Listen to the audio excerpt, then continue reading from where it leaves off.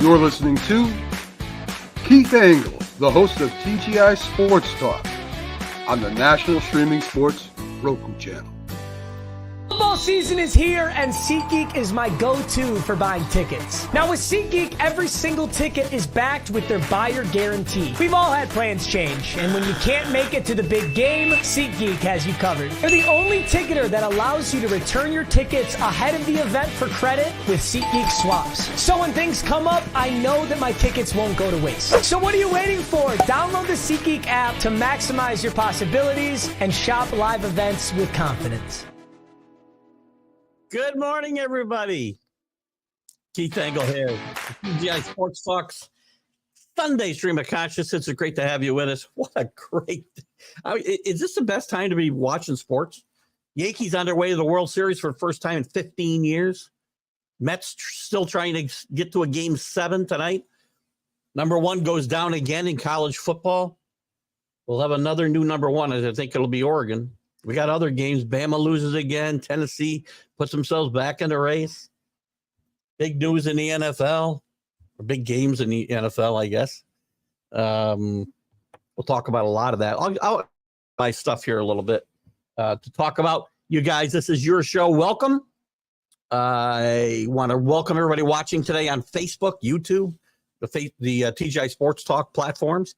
Also on Roku, the National Streaming Sports Roku channel. Make sure you get that downloaded.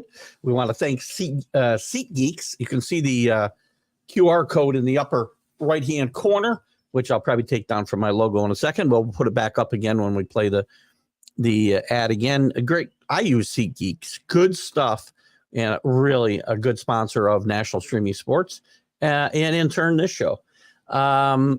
Quick shout out to Ralph Williams at RW Media. Ralph does some great stuff, including the Sports Corner from 4 to 6 p.m. Eastern every Tuesday with Smoking Jim Frazier. I was a guest there last Tuesday from 4:30 to 5, and you can certainly see that if you go back to the Facebook page, my Facebook page. And what else? The groups, all the groups. John Gonzalez will be working security from the sports authorities. He won't be working security there. He'll be working security at MetLife today for the Philly Giant game. So hello, John. If John may, or I would say John may not join us this morning. He sometimes pops in. Greg Rawlings from the America's Pastime, the Love of Baseball. Flo from Bottom Line Sports, Flo and the gang. They do a great podcast over there. Check them out. They're also broadcast live on Let's Talk Sports, where we still have some affiliation with, a great affiliation with, even though we don't go live there anymore. We do share our show to their Facebook page, and they're very kind to let us do so. Tanner D is doing a great job over there, along with all his people. Nick Bodkins, Alan Perales, Scott Kobe, who will probably join us at some point today in the chat. And our best wishes to Scott, who's battling some health issues. So our best wishes to him. Who else did I forget? Ken Krause at the Golf Buds, all sports of all sorts. And I think that's it for today on the groups. DDH, thumbs up to you. I know you're watching down on us with all this excitement going on. Let me just run down a couple things. Yankees beat the Indians last night. Another fun game to watch. Yankees fight back from a 2-0 deficit. Stanton, I got a couple mea culpas here too. Stanton has come up big in the playoffs. I've been riding Stanton for about 4 years now. He finally is earning his money. Soto, who I was not a big fan of coming over here, nothing to do with his bat. Great hitter. Made a great catch last night. Or good catch. Great. This is a little overrated. But a big home run in the top of I want to say the 10th. Maybe it was the 11th. I think it was the 10th. After fouling off some tough pitches, what a great at bat. Hits a 3-run homer, and the Yankees win 5-3 on their way to the World Series for the first time since 2009. Judge comes up still small. The bullpen bounced back last night. A lot of fun. A lot to talk about there. We can also talk about the Mets. They'll be going with the Mania tonight against a bullpen game. For the Dodgers, undecided who they'll start. Lots of big games in college football. Texas goes down. Looks terrible. 38 yards offense in the first half. Can't win games like that. Also can't pull your starting quarterback and then put him back in. Sorry, I cut myself shaving this morning, so I apologize for the blood. Look at it. As far as I'm concerned, Texas is still a very talented team. Quite frankly, maybe more talented than Georgia. Sorry, they probably. I don't say probably. They very well could be. Kirby Smart outcoached Steve Sarkisian last night. Plain and simple. Bama loses again after controlling the game with Tennessee in the first half. Tennessee, as is their MO, comes back in the second half, plays great football, and wins the game. They'll move back into the playoff picture this week. Michigan stinks it up against Illinois as we thought they would. LSU with a better, an easier time with Arkansas than we thought. Iowa State barely gets by UCF yesterday to hold their spot. Clemson rolls again. Miami, no defense. That's not a championship defense. I'm a Miami fan. This is a team that's been looking for a loss for 7 weeks nearly now, and they're going to find one if they keep playing the way they're playing. Great offense, no defense. Notre Dame kind of does what they need to do. Maybe could have put a few more points on the board. Did not quite finish out drives, but still, they'll probably still be just on the outside of the playoff picture this week. That'll keep changing. Indiana, for real, 7-0. Clobbers Nebraska. I did not say Nebraska was a championship contender, contrary to popular belief. I did say Nebraska was relevant again. I still think that. I did not see Indiana coming. I joked with Knoxville Nate yesterday that I seem to remember saying Indiana was relevant again, not Nebraska. But in any event, Indiana's been great. Singretti has done a great job there. K-State continues to rebound. Lots more to talk about. Army, Navy both win. Still very much in a playoff race. And of course, there's NFL to talk about. The Jaguars, with the new home team of England or London, will play the second week in a row. That's unprecedented. Let's get to your comments and say some good mornings. Good morning, Danny Fuller, up bright and early out there on the West Coast. Danny probably reveling this week as his UCLA Bruins come all the way east and really kind of dominated Rutgers, I thought, yesterday. Rutgers, it never really felt like they were in this game. So congratulations there. Plus, USC comes east and loses to Maryland. Good weekend for Danny, just with those two results, I would say. So good congratulations. Dave Guyette, good morning. Yankees in the World Series. A big Yankee fan, Dave Guyette, out there in Amsterdam. Congratulations to you and me. And I know that Danny will probably rip me for being hard on my team because let me put my logo back up here, by the way. Just for giggles. We'll put that. By the way, the SeatGeek I mentioned, if you want, I'll put this. I'm going to leave that up for a few more minutes. You guys want to download that app. And if you download their app through that QR code, then National Streaming Sports and in turn, TGI Sports Talk may benefit. So I'm going to leave that up for just a little bit longer. Maybe I'll leave it up through the show. I don't know. Where else are we? I got to get back to where I was. So CA's with us. Blessed Sunday to you, CA. God knows where he is. Paul Spada. Yo. Oregon rolls again yesterday. I think Oregon, by the way, will be the new number one team in the country this week. I do not think Georgia leapfrogs back to first. I think Georgia will be second. I was pretty close the last couple of weeks, as you guys, not you guys, but there's been a lot of controversy about how teams move up and down, and we'll see. I think Oregon does jump to first, and Georgia jumps to second. Just my thought. It could be the other way around. Best show of the week. Thank you so much. I had a gas explaining to the store clerk's question of why does everybody bet on football? Because it's scripted and fixed. Kidding. Billy Pulver. Good morning to you, Waldo. Waldo is in Orlando this morning. Are you going to Disney, Billy? What are we doing in Orlando this week? I'll be passing by there on a cruise ship come next Friday. Well, I imagine we'll pass there Saturday night sometime, maybe. But We'll be gone for 12 days. And we'll do the show, by the way. The next 2 Sundays will be live from a cruise ship. Hopefully, we'll do it at 8:30. I'm going to try to meet my obligations to the big football show on Sunday mornings at 8. And then we'll do this show. Maybe it won't be 2 hours, but we'll do this show.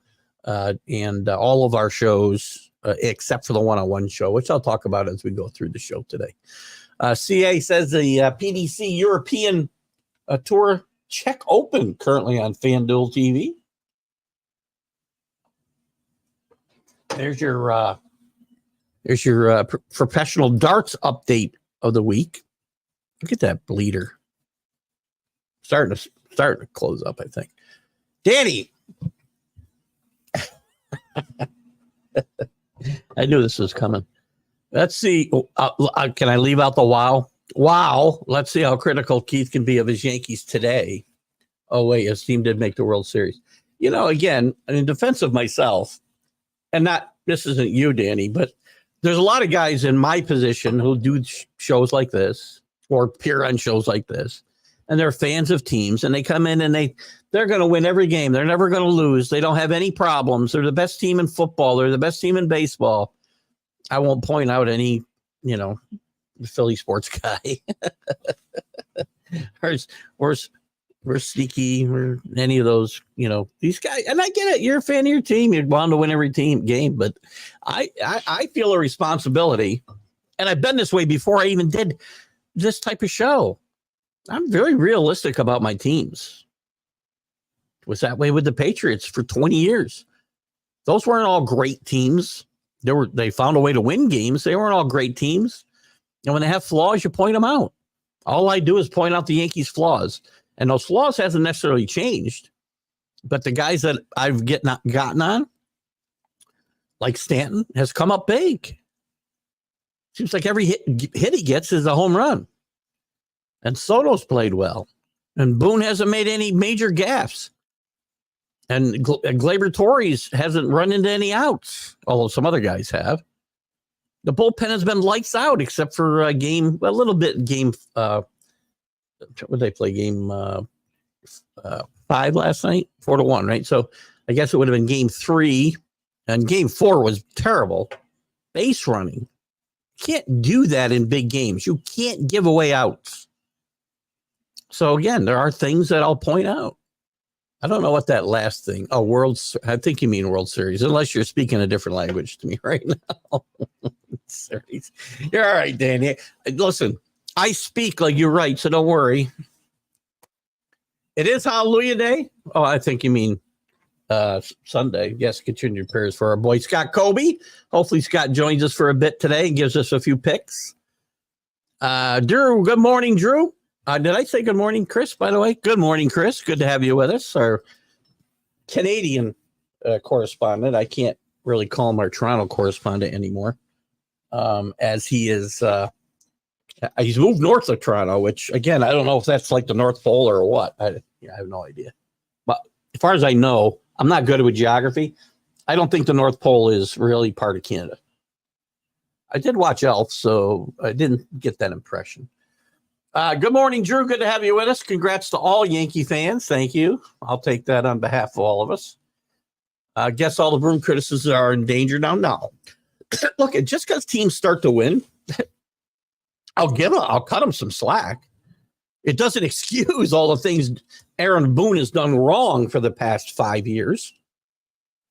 Again, let's remember, this is the Yankees. This isn't the Mets. Certainly not the Royals. For this team to be in one World Series in 15 years, which wasn't all Aaron Boone, Brian Cashman is much the fault or more to fault for this as anybody. But I'm not going to be negative today. No, but it does not. I don't change my opinion of Aaron Boone. Is Aaron Boone doing a better job in these playoffs than maybe I've seen him do in the past? Yes, but there's still some things that make me scratch my head.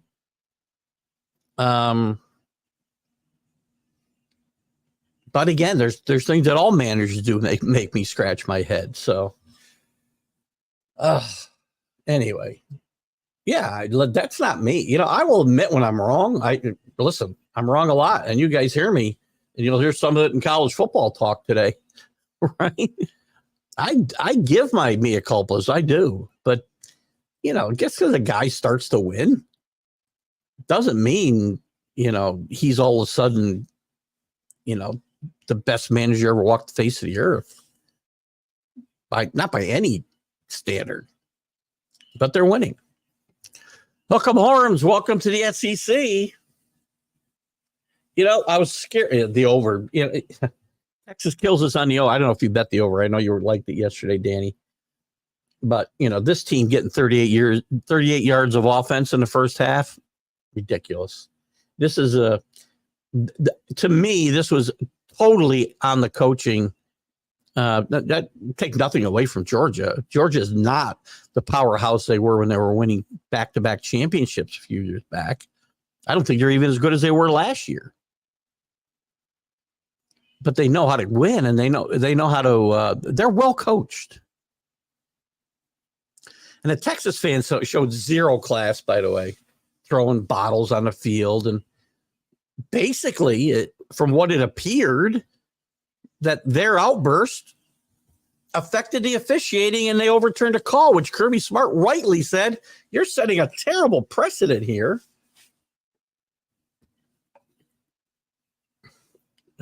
Anyway, 3 Big Ten teams, 1-3. We may see a 3-team play.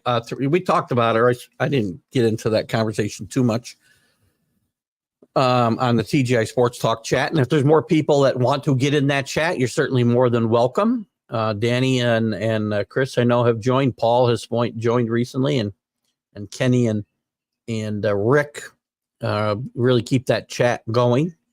I don't have time to always participate the way maybe I'd like to, but I don't like to get into too much stuff there because I want to get into it here. So I kind of stay on the peripherals, but I do get involved here and there. Danny brought up the fact that, and Kenny, I think or maybe Kenny and Rick both were also in agreement that we may see a 3-loss team in the playoff. To me, that's possible. To me, it would also have to be an SEC team. I don't see any of the Big Ten teams getting in at 1-3. And when you have how do you have controversy when you're arguing that, we're the 12th best team in the country? Which it'll happen because it happens in the basketball tournament, right? But just remember, I forgot to mention something I wanted to mention in the open, but we'll get to it.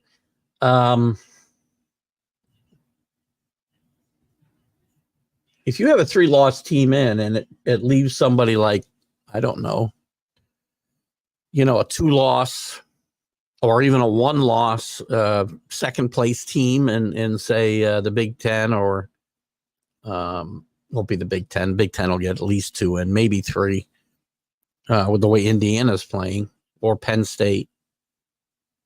It's going to leave somebody out that's going to have a legitimate argument, probably. But at that point, I'm like, listen, don't put yourself in a position to say you're the 13th best team, Notre Dame. It's most likely going to affect Notre Dame, or maybe a second place team in the Big 12, or the ACC, where they have 2 losses maybe and lost the championship game, and they only take the champion. Happy birthday, one of the best 2-strike hitters everywhere.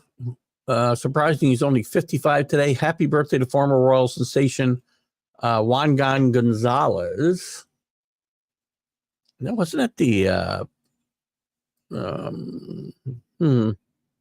trying to place him, Chris? I remember Juan Gonzalez from the Rangers. I don't remember him. Give me a little background if you could.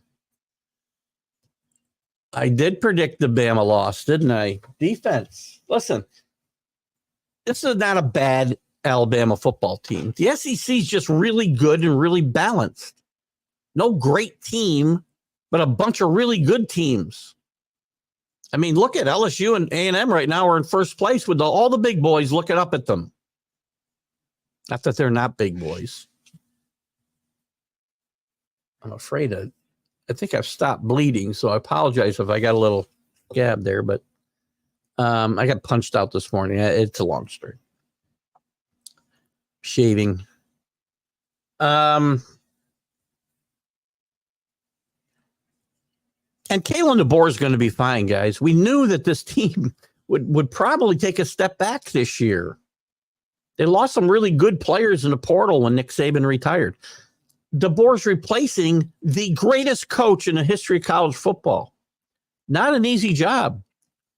Took them 30 years nearly, 25 years to replace Bear Bryant with the guy who was the guy who was the GOAT, and the guy who replaced him finally 25 years later, roughly, became the GOAT. That's a tough job. And Caleb DeBoer is up to this job, and he will be fine. Alabama will be fine. They're just not as good as they were last year.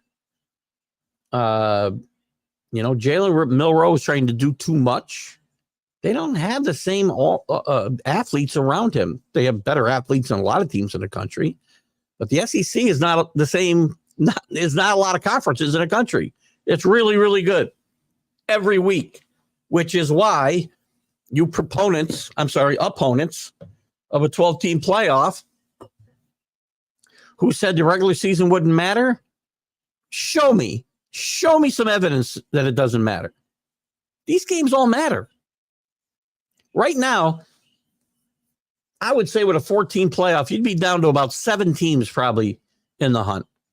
You've got 15, 16, 17 teams that are alive still today, legitimately, with chances at a playoff, maybe 20. Maybe as many as 20 if I really want to dissect it. Now, again, do they all have legitimate chances because of schedules ahead? You have to look at all of that. And, I don't have a team of people to do that. This is a lot of fun. College football has been a lot of fun. Navy versus Notre Dame next week. Big game for both teams. Navy's really good, but I don't think they're beating Notre Dame. And Navy doesn't need to beat Notre Dame, by the way, to get to the playoff. It's not important in their chase to the playoff. I guess I should temper that a little bit. It is because they do still, besides winning, and Army's got them in a few weeks too, by the way. Army and Navy both played Notre Dame this year. They both need to win. One of them needs to win the AAC championship. And then they'll be in if they're ranked ahead of, say, Boise State. Boise State right now is in a driver's seat. But if Navy loses to Notre Dame and Army loses to Notre Dame and Boise State goes to the Mountain West championship game or stumbles before it, then these games would be irrelevant if Army or Navy wins the American Athletic Conference championship game and was the highest ranked group of 5. They'll go to the playoff. So this game's important in the sense that if Boise State keeps winning, it isn't. If Boise State keeps winning, if they win out and they win the championship game of the Mountain West, they're going to be the highest ranked group of 5. Plus, right now, there's no reason to think Boise State's not in play for a bye. They still theoretically could end up ranked higher than the ACC or the Big 12 champion. It's absolutely within the realm of possibility. So, yes, it's a big game. I personally think it's a bigger game for Notre Dame than it is for Navy. Same with the Army-Notre Dame game. I mean, Army and Navy doesn't need to go undefeated necessarily. Yes, it will help their ranking, and they have to be the highest rated group of 5 teams. So they are important. And I really don't mean to dismiss that. I know it sounds probably like I am. I'm really not trying to do that. I think it'll be a lot of fun. I think this game will be a lot of fun. I believe it's in South Bend. I'm not positive without looking at the schedule. But I believe the game's in South Bend. Notre Dame's still got Army. They've still got, it looks like USC will be easy. It looks like Florida State will be easy. But then when you think a game is easy, somebody loses. Good morning, Kenny Gifford. Up on the mountain, did it snow last night is a question. We saw snow in Lake Placid here a few nights ago, middle of the week, I think, which is about, I don't know, an hour and a half from me north. Kenny lives up in a mountain northwest of where I am. It was in the 30s, I think, this morning here. Again, second time this week we had frost, a light frost. Got to get my sprinkler guy here. He's supposed to be here Monday or Tuesday. I'm going away. I need him here before we get a real frost. That isn't going to just kind of melt away. But Kenny's up on the mountain, so hopefully he didn't have to get the snow shovel out. Jaguars.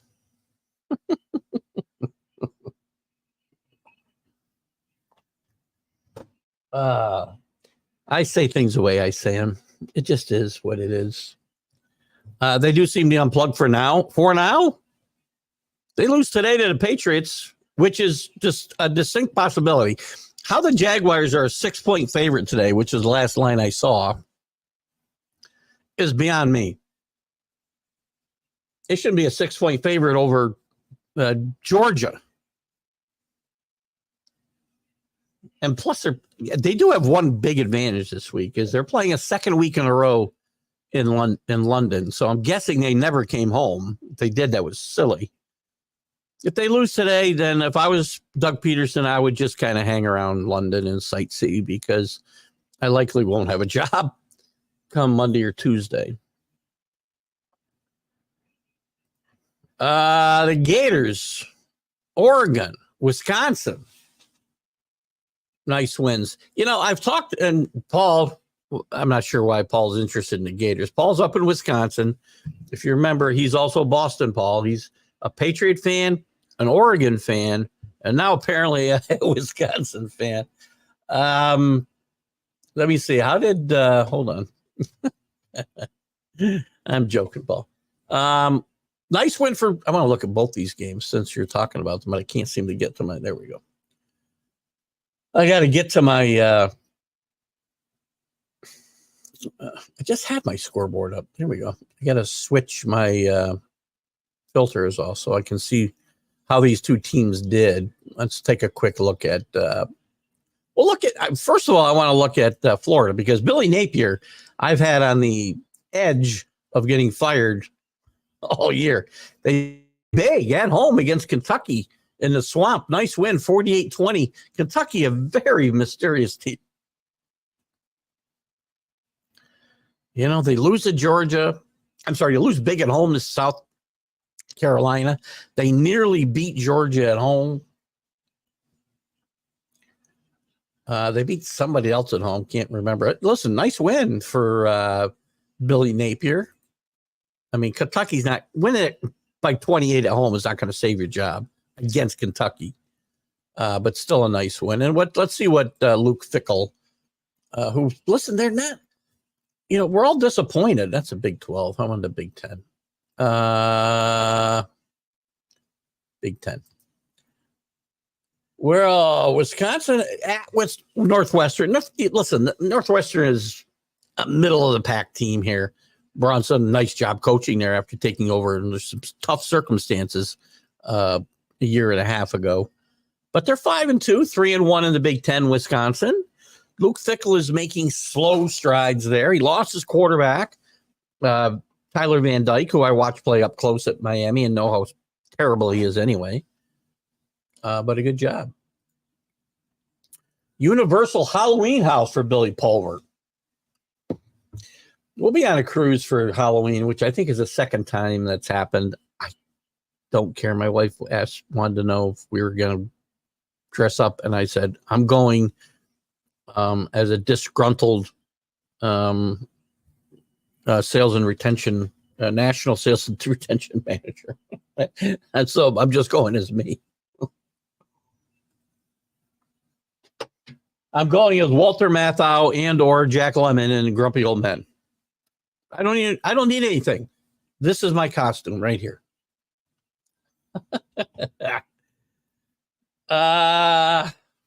Danny, Jags win this morning. Yippee.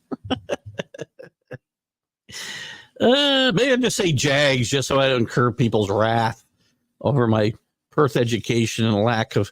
And by the way, just so you know, a lot of that I do just to. I piss my wife off all the time because there's certain words I certainly know how to say, and I mispronounce them on purpose. I enjoy it. It's part of what I do.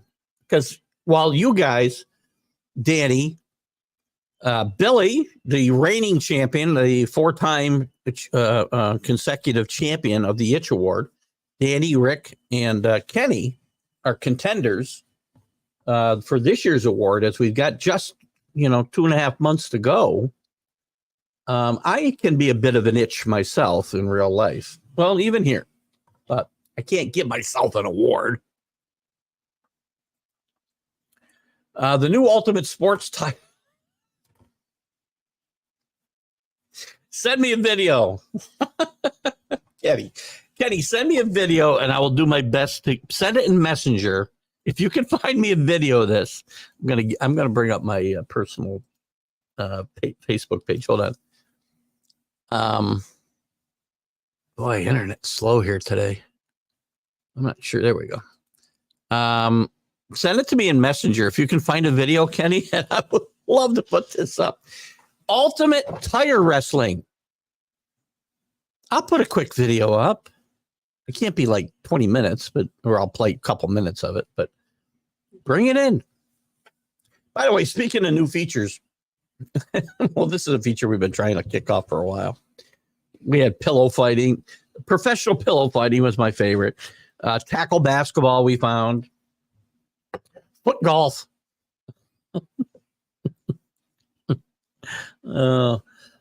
Sorry. Oh, man, the things we get into here. Jags could win. No, I'm not. Listen, I'm beyond being upset this year. I mean, this is a year of growth, right? This is a year of, and I'm not a big moral victory guy.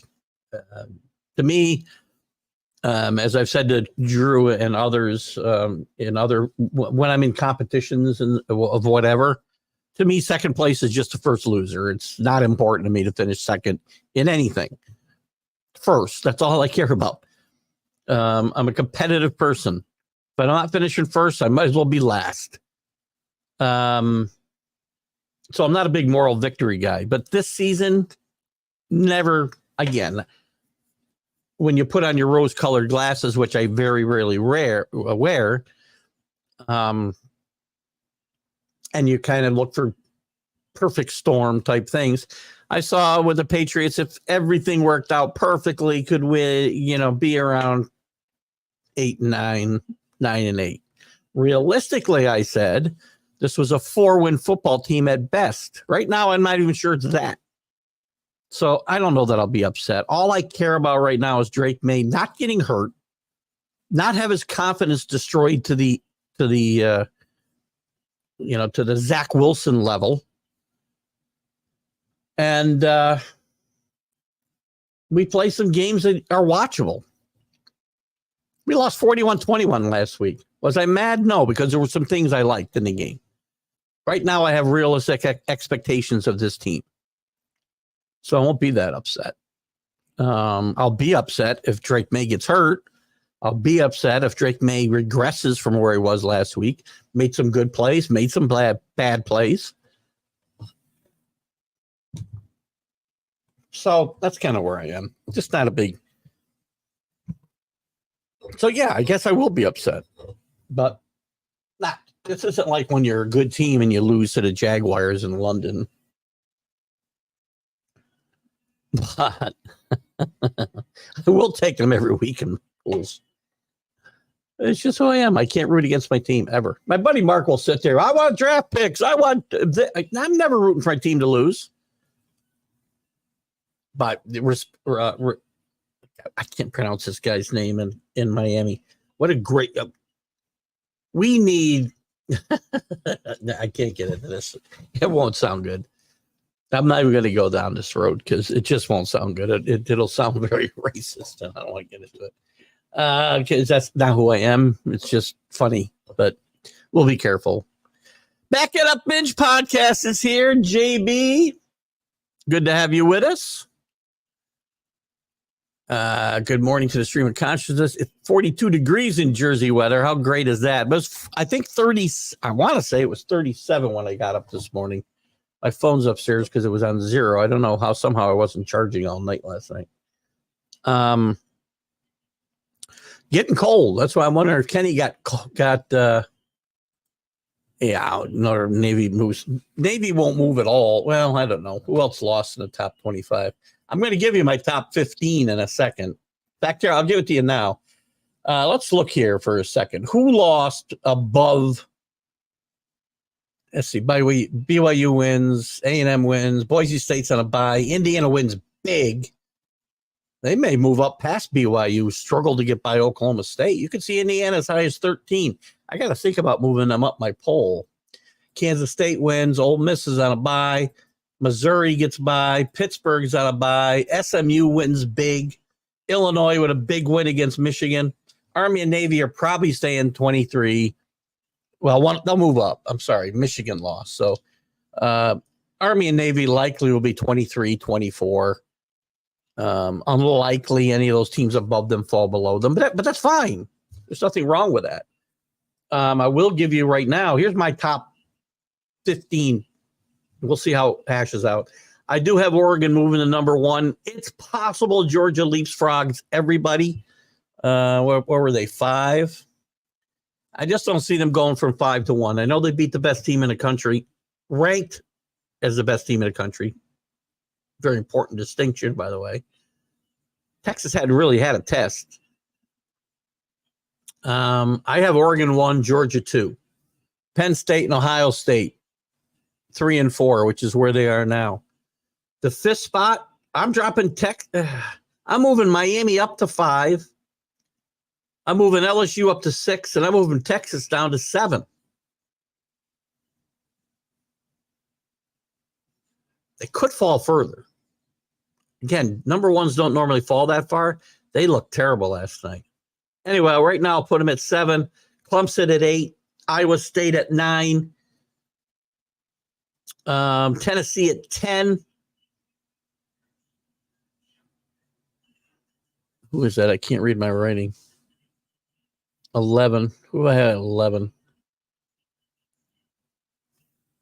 What did I say? Iowa State 9. Tennessee 10. I guess that's I got BYU 13. Who is that? I have at 11. Good grief. Oh, Notre Dame. Sorry, Notre Dame at 11. And just out of the playoff right now. They'd be on the outside looking in. I got Bama down to 12. I got BYU 13. I got A&M 14. And I got Boise State 15. I think I'm going to move Indiana leave them at 16. Indiana could move up, though. Indiana could go up. Maybe as high as 11. Off that win, huge win against Nebraska. Again, they didn't beat Texas, but whatever.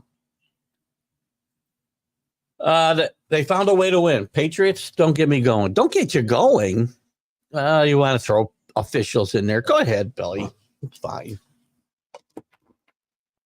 I was simply making a point about how I'm not a rose-colored glasses guy. Patriots did not have great team. By the way, for 20 straight years where they were in contention for Super Bowls every year, if you remember, and I know everybody thinks the officials were on their team photo, just like the Kansas City Chiefs today, because nobody can really appreciate great teams. They always have to have help, right? The Chiefs are that team now. I feel bad for Chiefs fans. They got to deal with that bullshit. Excuse my French. I said a bad word, didn't I? I don't think that's a French word, but quite frankly, during those 20 years, they were not always the best team in the league. And even years they won a Super Bowl, they weren't always the best team. They just found ways to win with the officials' help, yes, and, with whatever. Billy, I told you Billy was going to make a late run for that itch award. Good morning, Rick. I hope you're doing well. Another guy that will hope his health is improving. Rick's an important part of the show and a good friend, and we want him to continue to progress. By the way, if you haven't watched, The Friday one-on-one show, we didn't have a guest, and we'll get back into guests. I reached out to a few people yesterday. Tony Bruin from Syracuse, the former Syracuse Orangeman, wants to do something with me. I got to give him a call today, maybe on my ride out to Amsterdam. I had him out as guest a couple of years ago, and he reached out to me about doing something on NIL and whatnot. Big time college basketball player. Love to see what he's got to say and how that might work. But and I reached out to Candace Saberhagen. By the way, Sabe's Wings, great cause. Please support Sabe's Wings. Brett Saberhagen was a wonderful guest on the one-on-one show. She also has offered to help me get some guests to. I can't remember the list. The people. There were some great names on that list. I'm going to be excited to have some of them on, all of them on, depending on who we can get. She's going to start helping me get people for November and December. But this past week, we did a little different show on the one-on-one show, and we'll do this, I think, when we don't have interviews. We had two pieces to it. And the second part I'll get to in a second. We gave everybody who wanted to come in 2 minutes to come in and rant about what they wanted. I didn't debate them. I let them have their say, and off they went. And we'll do that from time to time on Fridays. But the second half of the show, we got into, and I read the remarks in the program for Bob Sherlock's Rick Sherlock's brother. The remarks from the National Semi-Pro Football Hall of Fame induction awards, and played Bob's speech. And I know that Rick had mentioned that, his brother Bob was instrumental in when he had his health issues. Not to embarrass anybody, I don't like to get into too much, but it's just to point out the person that his brother was there every step of the way for him, and it was important for him to get out to Canton for that. And I know Rick did.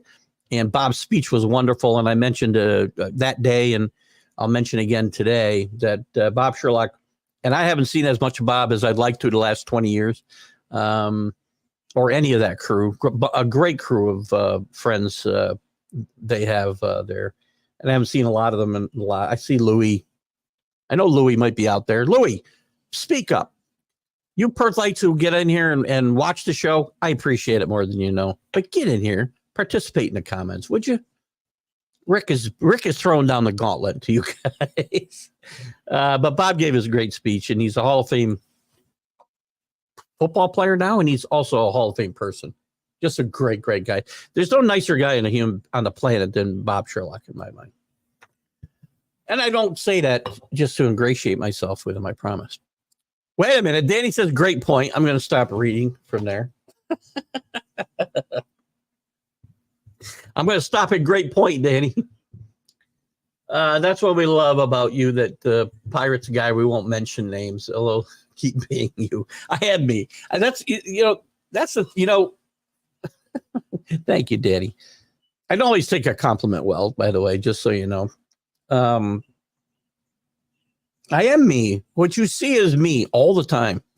If I mispronounce words, it's me. If I say something that's offensive to somebody, I don't mean to offend. I'm not going out of my way to offend people, but I give opinions, and that's what I do.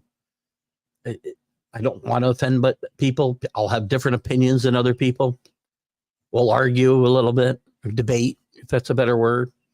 But at the end of the day, we all leave friends. And I don't just say stupid stuff. And listen, I like Mark Mancini a lot. Mark came on my show a lot. I was on a couple of the shows that he produces, but I just can't throw out stuff for the sake of throwing stuff out. What I tell you, I actually believe every time. I don't do stuff for the sake of entertainment or sparking debate. The things I say, I truly believe. And when I'm wrong, I tell you I'm wrong. I don't just ignore it. Right? I'm wrong. You guys are wrong too, and I'll point it out when you're wrong.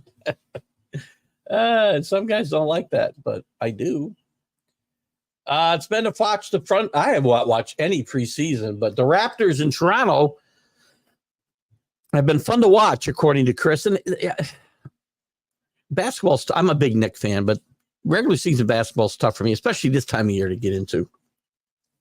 We will talk some Knicks because the Knicks, huge moves this year. Leaving the bench a little bit short getting Karl Anthony Towns, but I I like the makeup of this team. Injuries will determine how far they go. And we'll see. But Chris has talked about the Raptors. This team is nowhere close to being a playoff team, but there are lots of little stories to watch. And that's what you got to find, when your teams are bad, you got to find little things that are,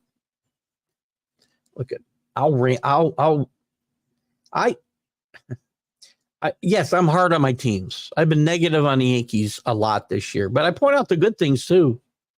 There's a lot of good things with the Yankees this year. They're in the World Series, hell. So there's been more good than bad. And with the Patriots, you find little things to make the games enjoyable. The best part is I still get to go out and watch the games with my buddies. And that's one year, not one time, but these football weeks are when I get to see my guys and hang out like the old days.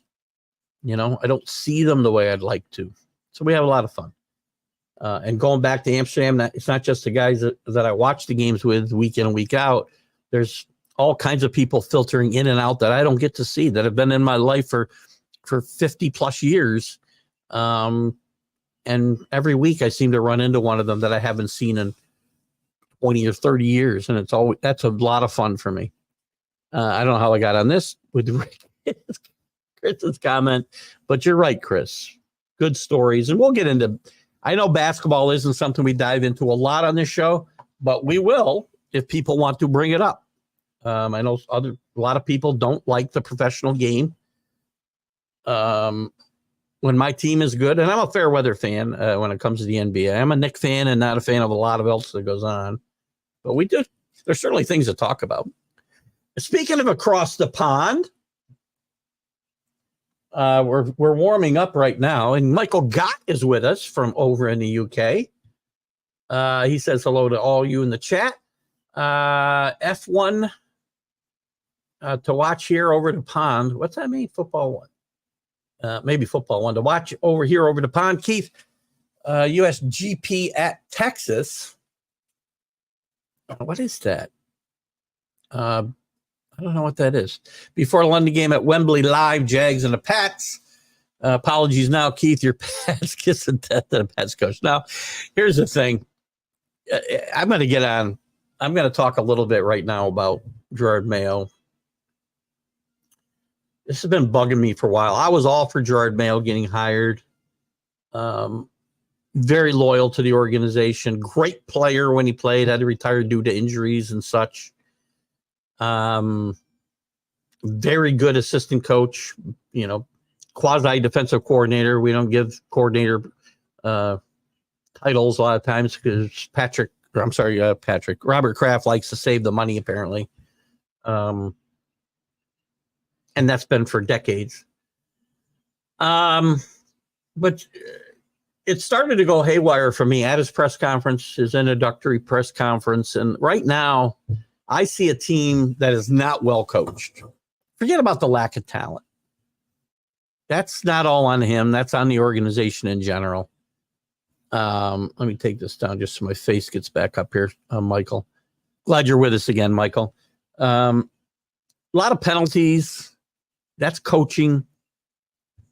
And more importantly, I do not like his sideline demeanor. His body language is terrible. Because I don't think you've got, you can have whatever, like a Bill Belichick's sideline demeanor was horrible, but the man has 6 rings. He can do what he wants. Gerard looks defeated half the time over there. Like he's scrambling for answers in his head. Like he's confused and befuddled. Or pissed. Do a better job coaching. Coach up your coaches to coach the players up better. I'm not a big Gerard Mayo fan. Gerard Mayo's not getting fired. Peterson might get fired if he loses this game, Michael. Gerard Mayo's not getting fired after this game. Gerard Mayo likely will get a second year, no matter if this is a 1-in-16 team. Because that's the Crafts for pretty loyal people. They love Gerard Mayo. But it's going to be a little tough going forward. What's the thing with the upper right-hand corner? Oh, that was when I put that up there. That was a well, right now it's my logo, but before I put up this, and I'll put it up for a little bit now, and I'll try to switch it off during the course of the show. This would be the QR code. You'd scan this with your phone so that you can download the SeatGeek app. So when you want to go looking for tickets, especially at the last minute, to any sporting event, you want, or probably I would think music events too. It's all pretty pricey, by the way, to go to these things. You can use SeatGeeks. I actually use SeatGeeks to get tickets to the Miami Syracuse game on November 30th, prior to them becoming a sponsor. So you can scan this, and if you scan this QR code to download the app, it will be good for National Streaming Sports and good for this show as well. So SeatGeeks, a major sponsor of both National Streaming Sports and this show. So there you go, Kenny. Hope that answers your question. What's that? Somebody's asking something strange down there. London jinx. I know for coaches, it's a London jinx, but again, Mayo won't get fired. He's not getting fired after 7 games. Now on 0-7, Doug Peterson should probably worry if they lose this game for sure. Good Sunday morning to Kenny. We're getting close to kickoff over here. I got the game on next to me as well. North of Toronto, me cook moose meat, 4-wheeler engine, all coming up the bathroom, Bob. Chris is fun. Chris Chris got a great voice. He was funny. Chris kind of in the 2-minute rant thing Friday. Chris was there in the I could see him blowing away in the green room, and I hope you enjoyed the steak and eggs and coffee and stuff we had for you in the green room there, Chris. I didn't realize it was him. He actually came in under assumed name, and Chris has got a couple of different voices. Chris has got a great radio voice that he uses, and you got to use that voice next time you do the 2-minute rant, Chris. Agreed. Billy, again, I think Billy's a Yankee fan. My opinion of Brett Boone, my opinion of Aaron Boone has not changed.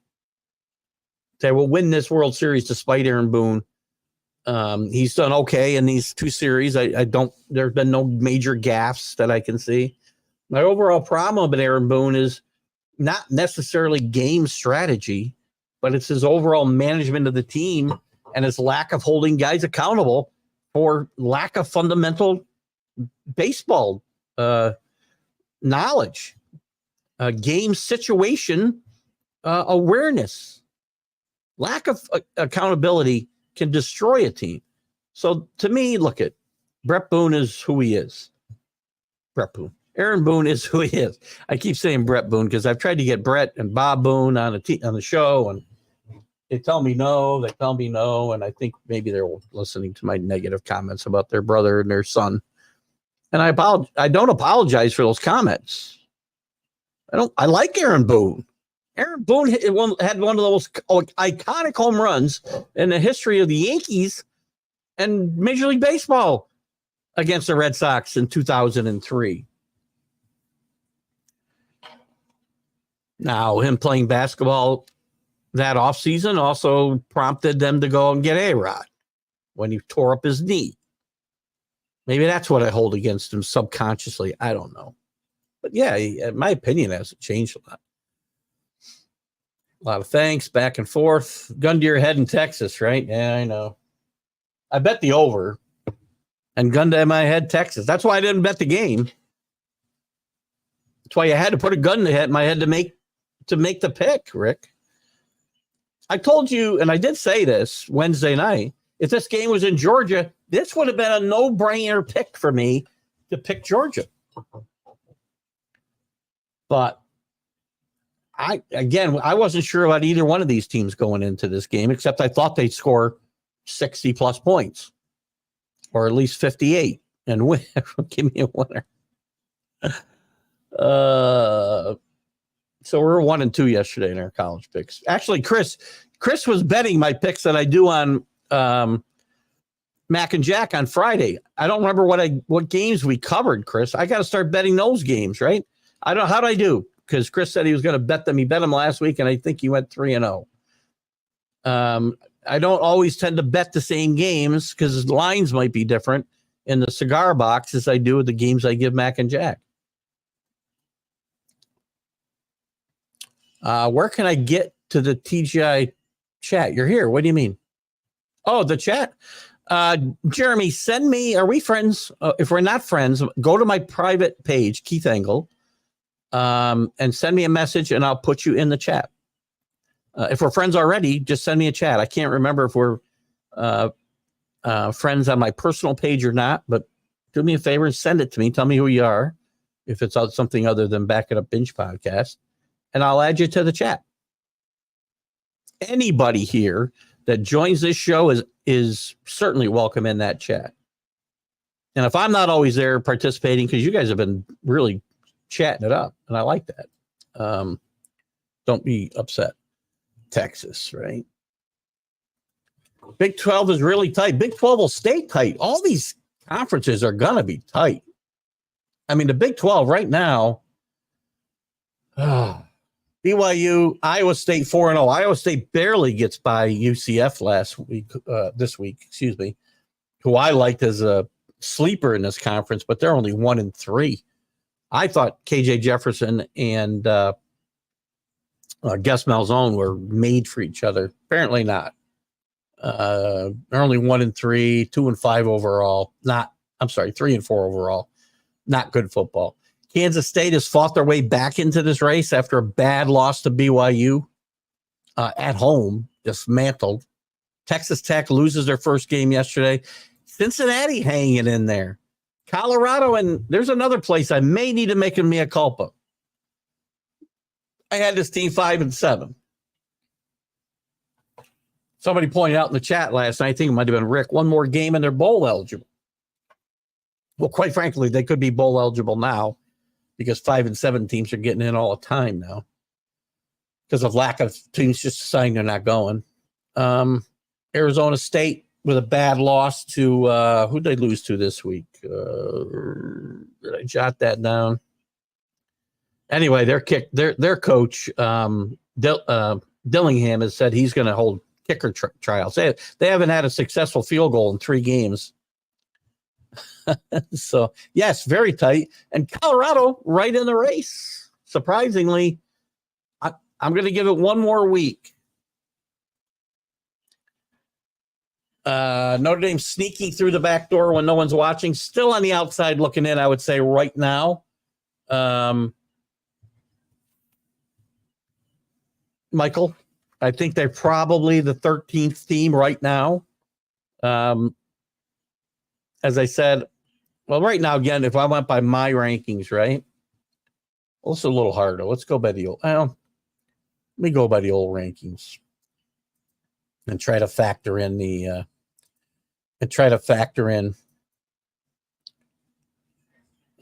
so you'd have Oregon. This is your 4 top teams. These teams would all have byes. You'd have Oregon. You'd have, let's see, Georgia wins the SEC now that they played so well yesterday. Georgia, Miami, or Clemson. I'm going to say Miami for the sake of argument. Actually, I'm going to say Clemson because I don't think Miami can beat Clemson right now. Just so you see, I'm not a front runner. I'm going to say Clemson. And Iowa State, let's just say they continue to roll in the Big 12. There's your 4 top-ranked conference winners. That's 4 teams. Now you got your group of 5 team, which will either be a bye if Boise State continues to win and passes either the Big 12 or the ACC champion, or they could get a bye, or they'd be the 12th seed. So there's 5. We got 5 already. After that, Texas is still going to be in. Penn State's going to be in. Ohio State's going to be in. They're already in. Miami goes to the bubble probably if they lose to we'll get to bubble situations as we start talking about this more on Wednesdays. Miami may go to the bubble, so let's leave them out for the moment. Alabama, I'm not sure, is in. LSU's in. I already got Clemson. Tennessee's in. That's 5. That's going to leave. I got 5. I got 2 more spots left. That's going to leave teams like Miami, Notre Dame, Alabama, BYU, Texas A&M. 5 teams. Indiana going to get their way in there. 6 teams. I would say that's right now. And then Army, Navy, no. Army, Navy, not unless they're beating out Boise State. They're not getting in. 6 teams for 2 spots. Gonna get tight. They can't lose a game. And again, Kenny, I'm rooting for Notre Dame. I have a bet worth $7,000 virtually on Notre Dame to win the national championship. They lose, they're out. Because the competition they're going to lose to is not the caliber of these teams I just mentioned, who they're going to be playing and losing to, other than maybe Miami. I give them the nod over now, Miami. If Indiana has stolen this race, it's going to be because they beat Ohio State or they beat Penn State or they got to the Big Ten championship game somehow. I don't know that they're going to stay there. I'm just giving you scenarios. And I don't see a scenario where Notre Dame survives a loss, because a loss to any of these teams is a loss to somebody ranked below every other team that's in play. A loss to Army or Navy, not going to play with the committee. A loss to Florida State, a loss to USC, that's the teams that they'll lose to. They can't survive a second loss. Right now, they can barely survive the one loss that they have. They're still, again, we still got 5 games to play, most of these teams. Most of these teams have 5 games to play. A lot can happen above them. A lot will happen above them. But with another loss, they're going to fall 4, 5, 6 spots. Maybe more, depending on who it's to.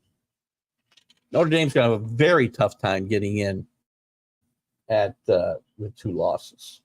Very tough. You grow hair on your lips? Do I have hair on my lip? What do I have? What are you talking about? I have no idea what you're talking about. Put some Clue in your coffee, Keith. That's what.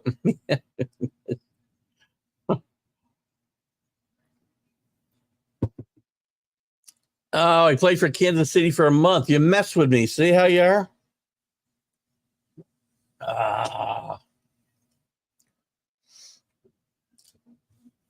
You notice I caught it right away.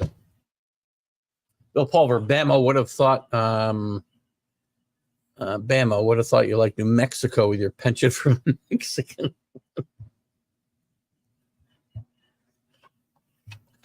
Bill, I hope you don't watch the show with your lady. I really do. Oh, my God. Thank you so much. Thank you, Danny. Gratitude. Honest question for you. Aren't they always honest? NFL or college football?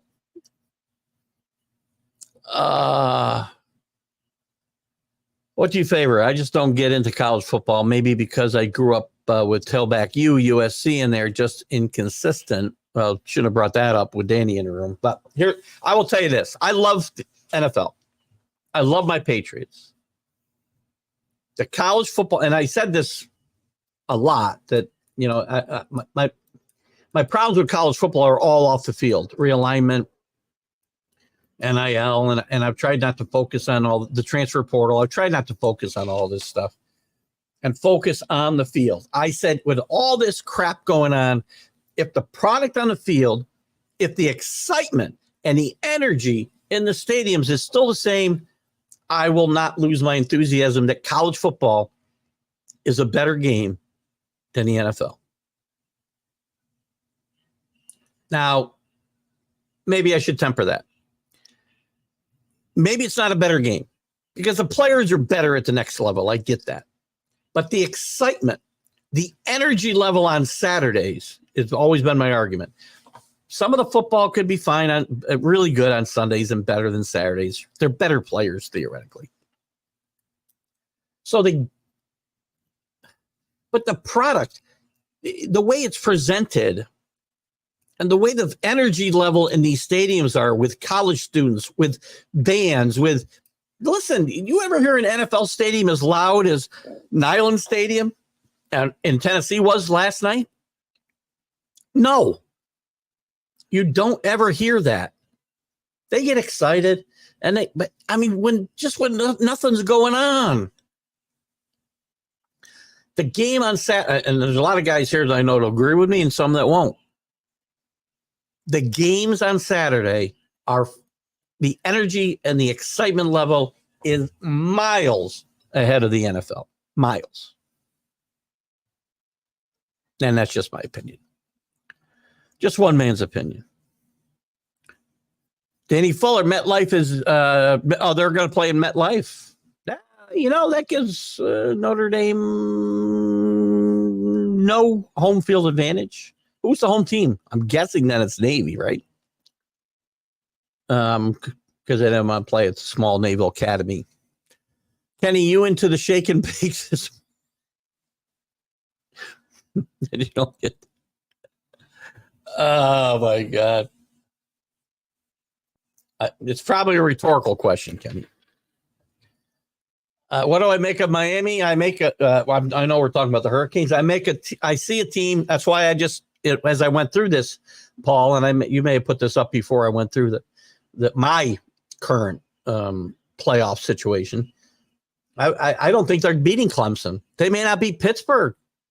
And they're not going to play either one of those teams until the ACC championship game. They don't have anybody. They really shouldn't lose a regular season game, but they can't continue to give them 40 points a game. Their defense is not championship caliber. And I've said they appear for the last month at least or more to be a team that looks to be looking to lose a game. They keep looking for losses, but they keep finding ways to win. Or teams help them find a way to win. Or officials. Let's look at Drake May right now. Hold on. We got a penalty on the Patriots. Drake May slides down. Ugh. So anyway, again, it's a really good offensive football team. It's the best Miami team in quite some time, and Marco Cristobal's done a really good job here. But they're just not good enough. They're not as good on defense as they need to be, and it's hard to improve that during the regular season. That's been USC's downfall. It's been a lot of teams' downfall the last few years. Yeah, I would have thought they stayed in London. It'd be silly if they traveled home to the States, take 2 days or 3 days to recover and then practice and go fly back. So huge advantage for Jaguars there, by the way. And the Jags have been linked to London, by the way, as the NFL tries to expand their European presence. Jaguars have been talked about moving to London permanently, which I don't see ever working, or playing as many as half of their games, their home games, in London. So we'll see if that works. Chris is drinking my carrot juice, and then I'll clear my mind. Let the flower bloom into the crevices of his mind. Kenny's quite the poet, I can say. Paul lived in Florida for a few years where Miami was king, so I used to cheer for the Gators. There you go. Two teams, by the way. even Florida State. Their fans, longtime fans, they all think that they're blue bloods like Texas and Alabama and Notre Dame and did I say Alabama? They're not. They're not. Each one of them's had periods of excellence over the last 4 decades. But Miami's basically had a run from 83 to 2004, and that was it. They've been basically irrelevant before that. They've been irrelevant many of the years after that. Florida had 2 good runs under Steve Spurrier. They were relevant before he got there. He made them relevant and won a national championship. They're irrelevant between him and Urban Meyer. Meyer makes them relevant again for 6, 7, 8 years and walks away. And now they're irrelevant again. Florida State was nowhere on the map till Bobby Bowden got there. And after Bowden left, Jimbo Fisher kept them alive for a couple of years, won a national championship. But they've been irrelevant, basically. Last year, the exception. I mean, when you throw a good year in there every 5 or 6 or 7 or 8, that's not a blue blood operation, right? And Texas, yes, they are still a blue blood. They've been irrelevant for quite some time. They're not back. And I should put in Oklahoma and Nebraska into that blue blood. Those teams, those fans should be angry. They have a long history of being really good football programs, decades and decades and decades. Not a period of this 20-year span and before and after you were just irrelevant. Florida teams get overhyped sometimes because of Jaguars. I pronounce them Jaguars, so that's fine. I can't pronounce them either, Michael.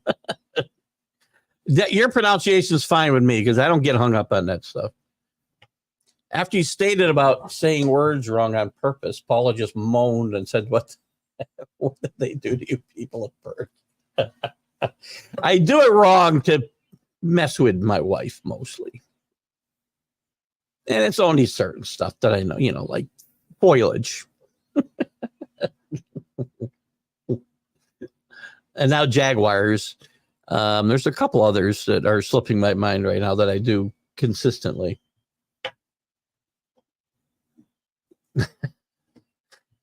I use condensation wrong all the time, too. I do it on purpose. She'll be condescending to me, and I'll say, or what I see, she's actually not a condescending person. She's a salt of the earth and an angel, and she goes straight to heaven for putting up with me. But there'll be something I perceive as a bit condescending, and I'll say, man, there's a lot of condensation in the room. I'm sorry, Paula. It's just that's who I am. I'm a bit of an itch myself. But I can't give myself the award on my own show. Sorry, Paula. Did we get all our picks into John G before the game? I think I did. I did. I had a winner. I think I had Denver. Oh, early game. Yeah, I had my picks in Thursday. All my picks to John. You talk John Gonzalez? Yes. So I had the Broncos and I have the Patriots. So I got one loss already, right? With the Patriots. See, I'm looking at Gerard Mayo again, and he's got this befuddled look on his face as he talks to a guy coming off the field. Does not look like a man in charge.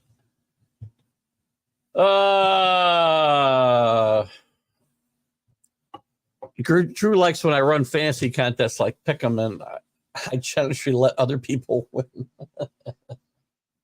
Believe me, that's out of generosity. Look at it. Touchdown Patriots. And that was Stevenson, who, by the way, because I'm talking to you guys, my phone's nowhere near me. I did not put in my lineup today. Oh. Damn it.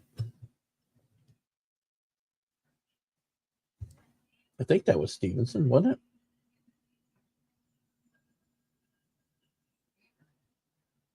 No, it's not. I apologize. I thought that was Stevenson. It was not. All right. Anyway, yes, it's not out of the kindness of my heart, Drew. It's out of the honestly stinking right now. I mean, you can put up one loss for me every week because I will take my Patriots every week. Kenny, no frost today, but we did have frost most of the week. School my grill up for some dogs. I knew you were part Haitian. Had touche, Kenny. I did slide a little shot in the MLB update, which Danny caught. I'm not sure Kenny did. It was very subtle, I thought. Kenny throws the dogs and cats back at me. That's a good one right there. Ricky Pierce saw the play for the 49ers today. That's good. Ricky was shot, as you remember, I don't know, what was it, a month ago? In a random, it appears, hold up, mugging, whatever you want to call it. Notre Dame at 11, yeah, but still not in a playoff hunt because of, again, you have to take in consideration the group of 5 team below them that will get a pick, get in. Not even sure.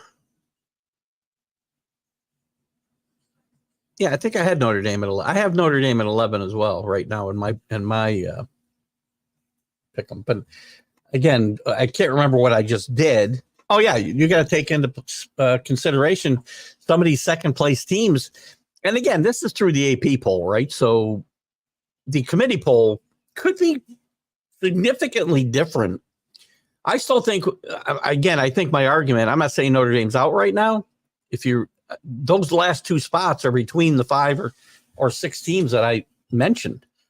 And Notre Dame will, to Kenny's point, will get some consideration that other teams may not get because of draw, but not with 2 losses. I don't think there's any way they can get in with 2 losses unless, if this as this season continues as crazy as it's been, then I think they might.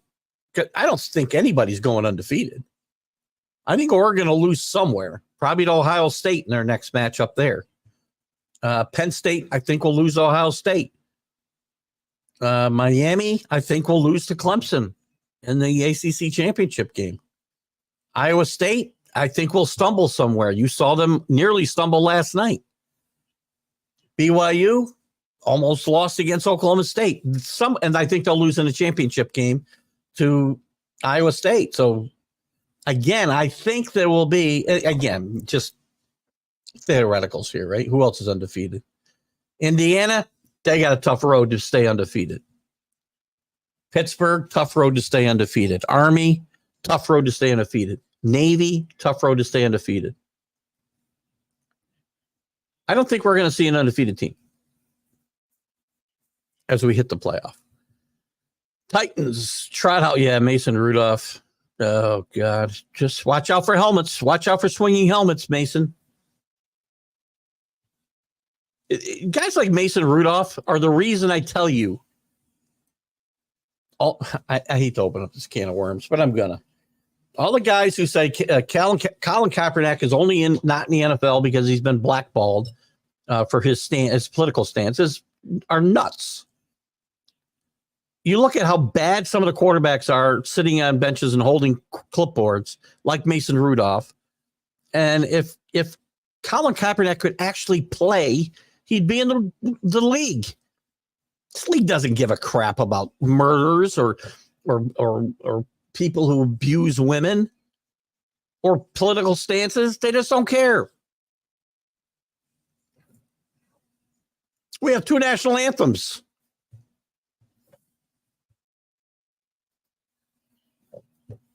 I'm not going to go down that road.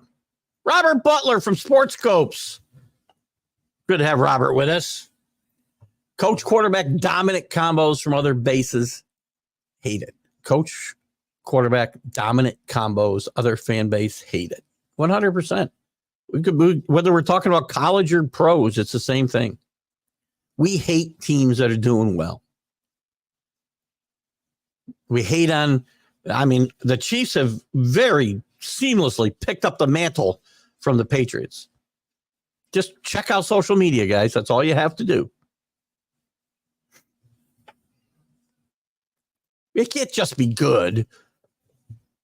That's never an explanation. Can't just be good. It's got to be all this other stuff they're doing. I saw the ties wrestling. Did you send me anything, Kenny, for the tire wrestling or no? I don't think you did. Come, I can't get into my. How come I can't get into my chats? They want me to enter a pin. Oh, skip for now. Okay, I can get in there. I'll make sure Kenny didn't send me what I want. What Kenny send me? What Danny send me? Oh, he sent a message. Oh, he put in the TGI Sports Talk. That was his live show, I think. I was hoping Kenny might have sent me. Oh, you saw it. Well, you know what? Let me just see if I can find something. Hold on. Tire wrestling. Ah, shit. I got the wrong keyboard. This is how the links I'll go to for you guys. I'll find tire wrestling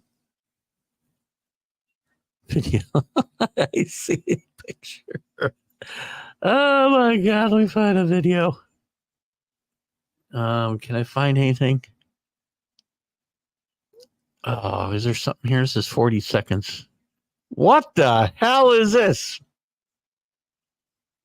Hold on, let me see. Listening. Oh, I gotta get past this. Hold on. I gotta see if I can do this or not. Oh my God, you guys are gonna love this. See if I can do it. Hold on, Kenny. See if I can get to this or not.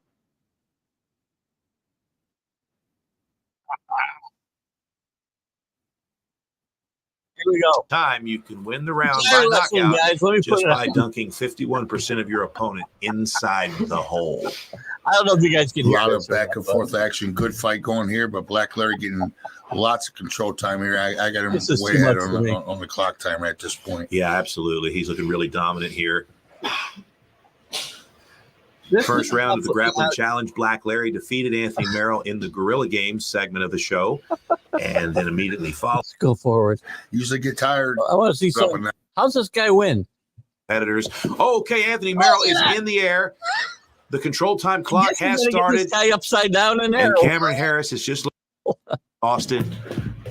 Exhaustion.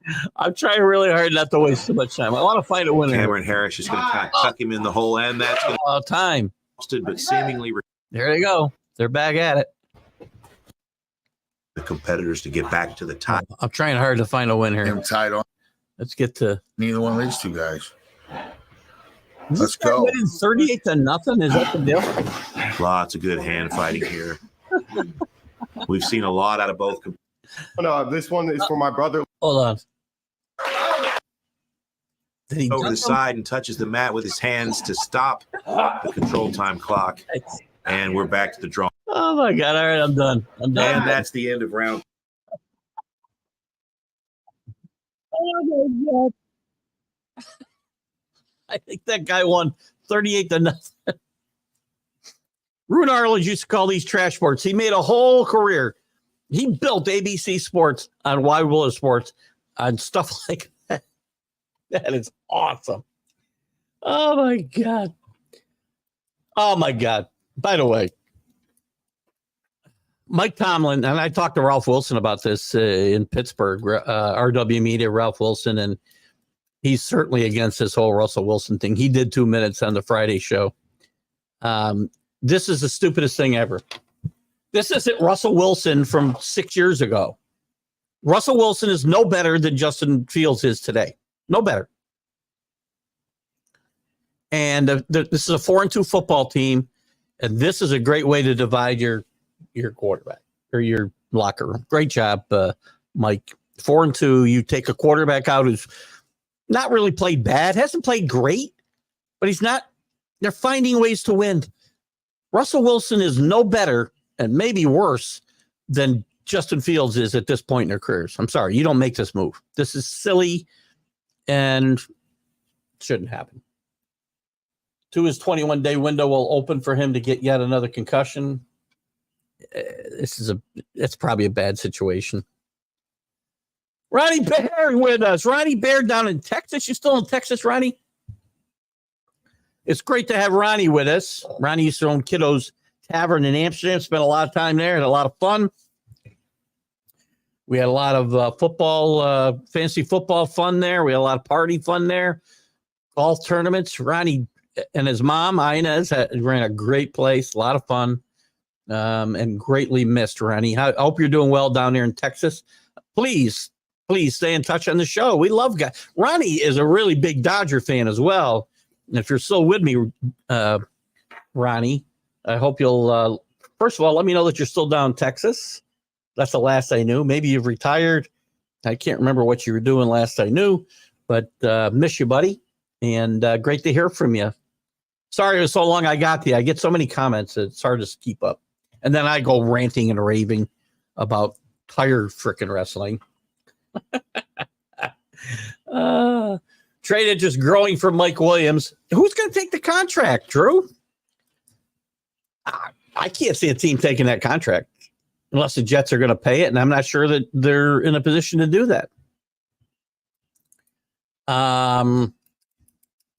There's also chatter in New York that they're going to shop Wilson because they have Adams. Why are you trading a guy who's, I don't know, is he 10 years younger? Maybe he's not 10 years younger, but he's significantly younger than Adams, Devontae Adams, and I would argue a better player. I'm not sure him and Rodgers are on the same page, but a great job by Aaron Rodgers throwing Mike Williams right under the bus the other day. A freaking idiot. Hassan Reddick finally signed. Did he sign? I know he fired his agent, or the agents fired him. I don't remember which was the case. The Jets are a mess. Firing a coach was not the problem. And if you don't think Aaron Rodgers got Robert Saleh fired, you're nuts. And then again, he may not have said go fire him, but if he wanted Robert Saleh to be the coach, he'd be the coach. Because when Woody Johnson came to him and said, "Listen, I'm going to fire Saleh," he could have said, "No, don't do that. Don't do that. It's not going to be good for the club." He didn't do that.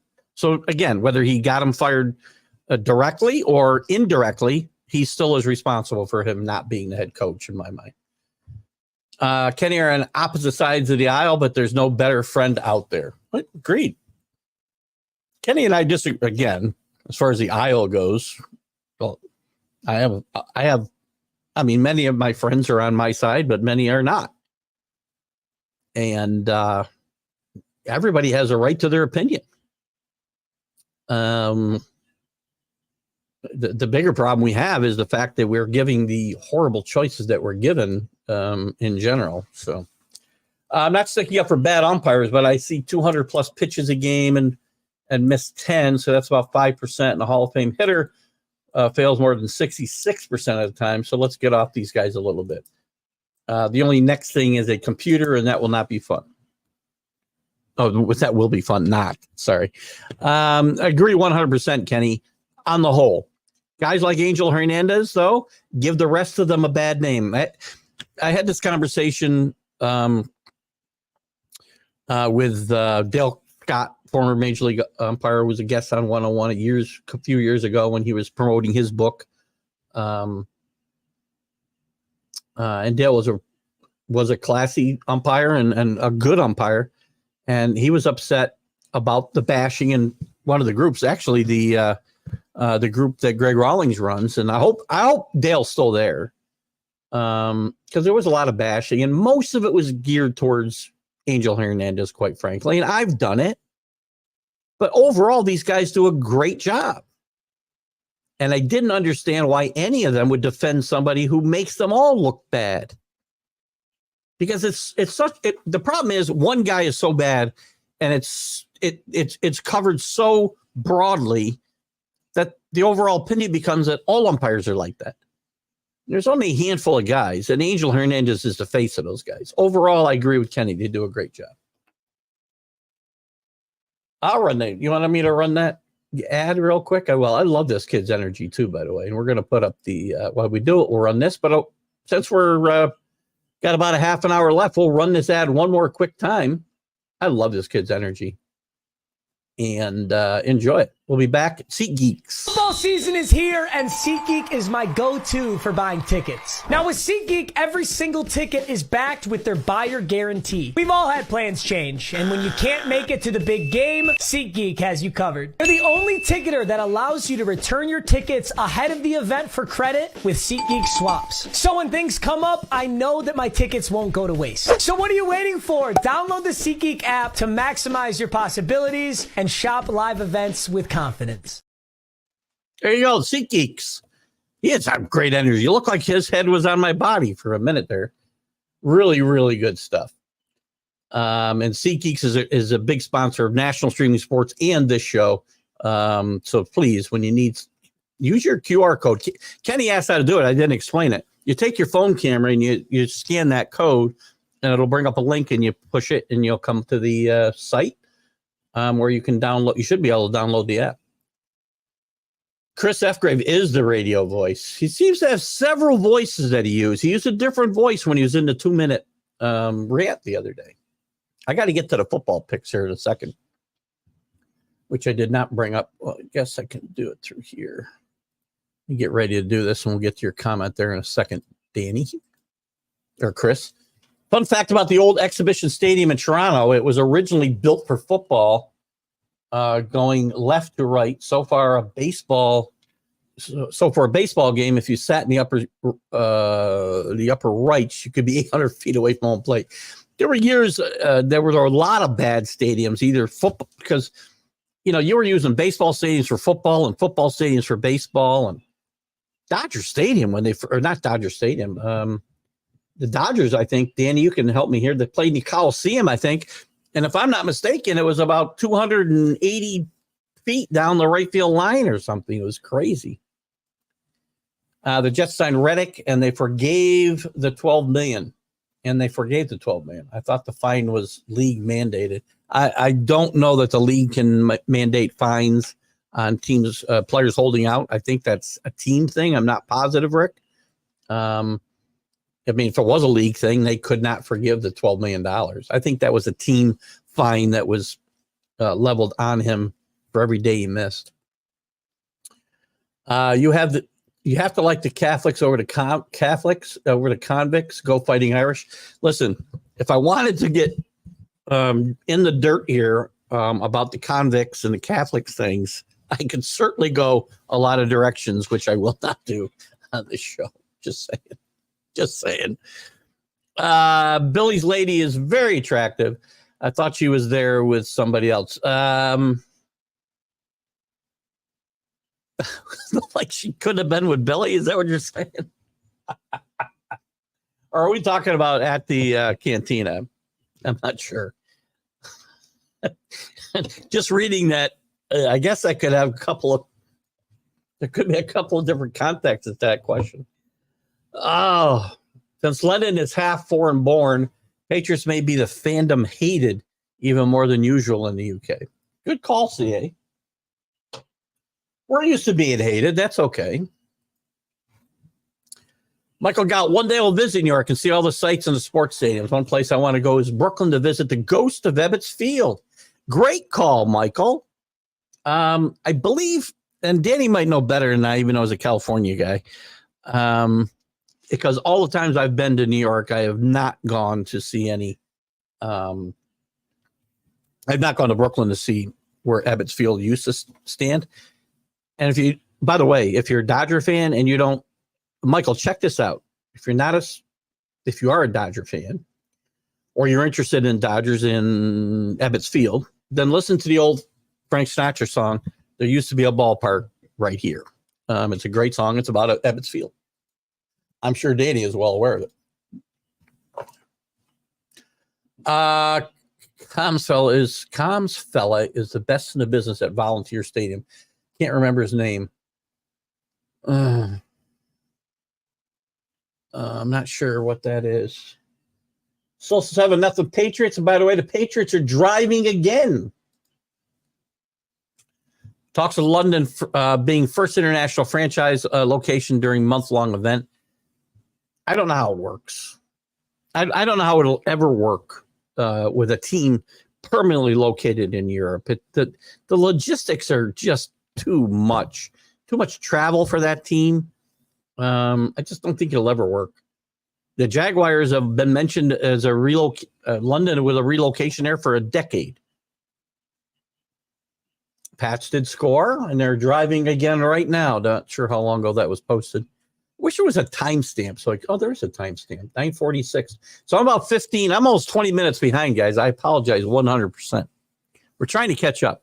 Everyone should be following the YT on the NFL UK and Ireland page. The NFL Academy team made up of UK and EU players is getting better. Can score on top of American high school programs. I wasn't even aware there was such a thing. CA, that's great stuff, guys. If you got something, CA, send it to me and I'll post it to the page. Peterson would be the first coach left at the airport after a loss. In London is a bad luck spot as well. I'm going to try to catch up here a little bit, guys. So I might go a little bit faster here, getting caught up. Michael Hasty, TD catch from May. Thank you. I was watching it out of the corner of my eye here. Sherlock facts, and definitely won't be the last. Agreed. Tire wrestling. What? That was awesome. Kenny, great catch there. You have to get 51% of your opponent's body into the tire. I thought they were trying to dump them in there upside down. I guess it doesn't matter how you do it. Oh, my God. That's awesome. Guys, if you find other trash sports, and I'm sorry, I'll call it that because that's what Root Arledge called the sports he got for Wide World Sports, and that's how he built. There's a great book. I think it's Rune. I think the name of the book is Rune. I'm not positive about Root Arledge, and it's an amazing story of how this young kid got they put in charge of ABC Sports, who were nowhere. They were nowhere. The whole network was nowhere, and they built a network that went to number one off of the sports department. And he started with this Wide World of Sports and college football. And it's a great story. Then he took over ABC News. Great story. Ron's trips to Canada were legendary. Ronnie Bear and yes, I didn't mention the kiddo's trips to Montreal. Oh, I'm not sure everybody came back from those trips, actually. Great call, Kenny. Oh my God. Aaron Rodgers, Paul Spah's favorite guy. Aaron Rodgers. I still can't get over. There's Shad Khan who wants to move to this team to London permanently, I think. Great point on Aaron Rodgers. The meme I saw early in the year was awesome. After a loss, I think it was a fake story. I hope it was. They said Ian O'Connor wrote it, but I don't believe it was. I think it was a fake meme, like a lot of things are. You got to be very careful, guys. There's a lot of stuff that looks real that is not. Anyway, the story went that after the loss, Aaron Rodgers gave a very impassioned speech in the locker room. He said, guys need to hold themselves accountable and look in the mirror. He said, I would point fingers, but I only have 10, and there are at least 21 people in this room responsible for this loss. I thought that was hilarious. Drake's on fire in the first quarter. Head coach job safe for now. He's not good. Michael, they're not firing Gerard Mayo now. There could be hope for Gerard Mayo yet. I don't like what I see because of the penalties and the demeanor on the sideline and things like that. But look, he's not getting fired here after 7 games. Nobody expected his team to do anything anyway. The guy who's in trouble here is Peterson after this loss. By the way, there's a former Mohawk on the Yankees pitching staff. Leiter, right? Mark Leiter Jr. He pitched well the other night. Not so great last night, but he pitched really well in game 4. So Yes, I believe you're talking about Mark Leiter. Thank you, Linda. Linda from National Streaming Sports. And thank you. Linda's doing a great job. Linda and Mac both are doing a great job over there with the Roku stuff. And I love appearing Friday mornings with Mac and Jack and Sunday mornings with the big football show. And we'll talk. I'll do my best to make my appearances the next couple of weeks while I'm on vacation. And I'll talk about that before we end the show here in 20 minutes or so. Dimensions at the LA Coliseum when the Dodgers moved and left 250. I wasn't even close. 320 at the end of the screen. They did put up a giant screen, right?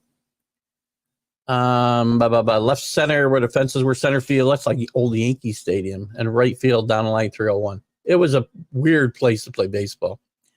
I would prefer football to be solely in the U.S. personally. A UK or European team wouldn't work for me. I don't think you're going to have to worry about it because I don't see how. Do we score? Field goal. 10-0. Patriots. Woohoo! Forgot to share DeSalle, California versus NFL Academy and one live.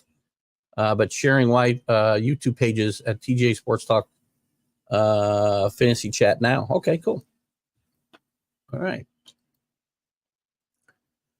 Doug Peterson might want to look for another flight out of London or just find a soccer job.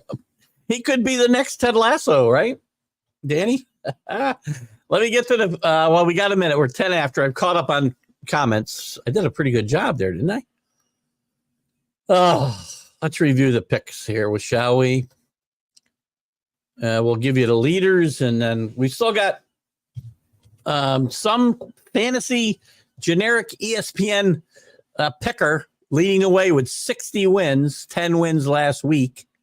We had 1, 2, 3. Everybody had 10 wins last week or 0. Looks like Rick. Oh, this is this week. Sorry about that. Last week, everybody did well except me. I had 8. We had a perfect score in the sports nut. I still don't know who that is. Rick, congratulations. Perfect card last week. He's Skull Vikings. And then we had a couple of people, Kenny and the generic ESPNer at 13. Great job. JB comes in with 12. The leader for the year is ESPN fan. Generic JB has moved into second or tied for first with 60. Sorry. The Sports Nut. I still don't know the Sports Nut, and I feel like the Sports Nut could be here watching. I wish he would show himself. Skull Vikings, who is Rick, is at 58, 2 behind. Paul has moved up to 57. Drew is at 51. Now we take a big drop to me and Drew. Drew at 51, me with 50. Kenny with 50, tied with me. Danny's at 32, but did not pick every week. I don't believe he missed a week 5 at a minimum. So his winning percentage might be better than some others. And Scott Kobe, who hasn't picked in a bit, probably due to his personal situation. And again, we wish Scott nothing but the best. So here's my picks for this week, guys. Again, no spreads here. I picked the Broncos on Thursday, so we have a winner. I have the Patriots in this game. I have the Falcons over the Seahawks at home. Also going to be a bet today, I think. Not sure. Buffalo over the Titans should be an easy one. Bengals over the Browns. That will definitely be a bet today unless the line has moved a lot in the cigar box. I'm going to take the Packers against the trend. 52% went with Houston on the road. I'll take the Packers at home. I'll take the Colts at home. Their wide receivers all appear to be healthy now. Over the Dolphins, they may get Tua back in week 8 from all sources. I'm going to like the Lions. Sorry, Rick. I like the Lions getting one, I think, at Minnesota. The trend on the pick a winner here is 61% Detroit, by the way. I'll take the Eagles against the Giants. My faith in the Giants is slowly eroding, Danny Fuller. I'll take the Rams over the Raiders. I'll take the Commanders. Sorry, the team formerly known as the Redskins. I should not say Commanders. Easily over Washington. Who's the best rookie quarterback so far, by the way? It's got to be Daniels, right? I've read articles where Daniels might get himself in the MVP chatter. And Caleb Williams has been pretty good since a rocky start, by the way, as well. That NFC North, the best division in football right now. I have had picked 3 teams to get to the playoff from that division, and not shockingly, Minnesota was not one of them. The Chiefs over the 49ers in a rematch of last year's Super Bowl. 49ers just still too banged up. And the Chiefs find a way to win, even though I know a lot of you think you know the way they find a way to win. I'll take the Steelers despite the silly quarterback change over the drama-filled Jets. The Buccaneers, I'll buck the trend here too. I'll take the Buccaneers at home against the Ravens, who have not actually set the world on fire here early. Bucking another trend, I'm not buying the Chargers' early success yet. 3-2. I'm taking the Cardinals at home. And I would not dismiss the Cardinals getting into this race in the West because that conference or that division does not look very good to me right now. San Francisco could get it back together, but McCaffrey, if he misses the year, if they don't get healthier on defense, this team could be in trouble. And beatable. So there you go. All right, let's see what else we got to talk about here. You guys, you don't have to stop talking at, it's 16 after, but Luke Littler crushed Damon in the Heat. I believe that's going to be darts. If you got any video, share it and I'll put it up. Rick Sherlock, your skull will win. Steelers try to stop Devontae Adams in back-to-back weeks. Good point. And the Chargers will make the Super Bowl. Wow. That's because of your love for Jim Harbaugh, Kenny. All of you Harbaugh haters out there, all the guy does is win. Everywhere he goes, he turns losers into winners. He's a polarizing figure, and you can bash him all you want. But, he's a polarizing figure. What else we got to talk about? I did mention, we got Kenny's. We got a hockey. It's funny. It's too bad. It's a great time of year, man. We're heading down the stretch in baseball. Great series, I think, that we're seeing. Well, maybe not the Mets and Dodgers. Even though the Mets did stave off elimination the other night, you got to stop walking 8 guys a game. But it's a great time. Baseball coming down the stretch. NFL hitting, we're past the quarter pole. College football right in the middle of a great regular season. And the NBA and the NHL kicking off and fighting for some space. I think a lot of people are similar to the Washington situation. And by the way, there are people, including indigenous people, who are fighting to get the Redskins name reinstated in Washington.